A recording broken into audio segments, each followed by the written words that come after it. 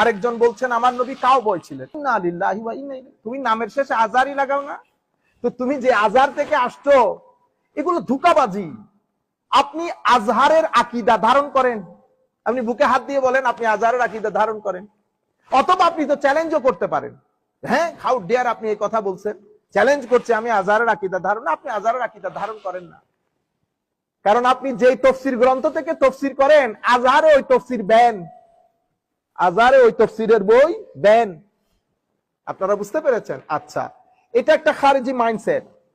যেমন আমি কি বললাম এখন, কাউবয়, আমার নবী কাউবয় ছিলেন, আমার নবী ধনী ছিলেন না। আয়েশাকে, খদিজাকে আমি কখনো বলবো না আমার নবী খদিজাকে বিয়ে করে যে খদিজা আমার নবীর বউ। লা হাওলা ওয়ালা কুওয়াতা ইল্লা। আমার ভাই, হাত জোর করে বলতেছি, কান দিয়ে আপনারা শুনেন আমার এই কথাগুলো। আমি জানি আমি কারো সাথে আমার কোনো দুশ্মনী নাই, বিনয়ের সাথে বলছি। আমি আমার নবীর শানের এই বাগানের আমরা হইলাম চৌকিদার। আপনি রাতের বেলায় বিছানায় পিঠ লাগিয়ে আপনি চোখ বন্ধ করে আমার নবীর সবুজ গম্বুজকে অন্তরে ধারণ করে একবার বলে দেখেন তো, আপনি যে বলেছেন আমার নবীর বউ। মনে রাখবেন, শব্দের মধ্যে কিছু শব্দ এমন আছে, সেই শব্দ আপনাকে অনেক দূরে নিয়ে যায় আপনার মাইন্ডসেটকে। যেমন একটা হচ্ছে স্ত্রী। আপনি যদি স্ত্রী বলেন তো দেখবেন শব্দের মধ্যে অশ্লীলতা নেই, শব্দের মধ্যে, এবং এই শব্দটা কোনো কিছু লালন করে না।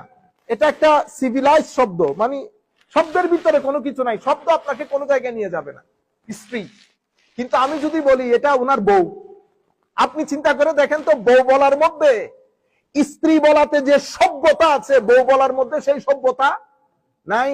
সেই কারণে আপনি কখনো মানুষের সামনে বলেন না এটা আমার বাবার বউ, বলেন না, কি বলেন? আমার মা। আপনি আমার বাবার বউ বলা চরম বেয়াদবি।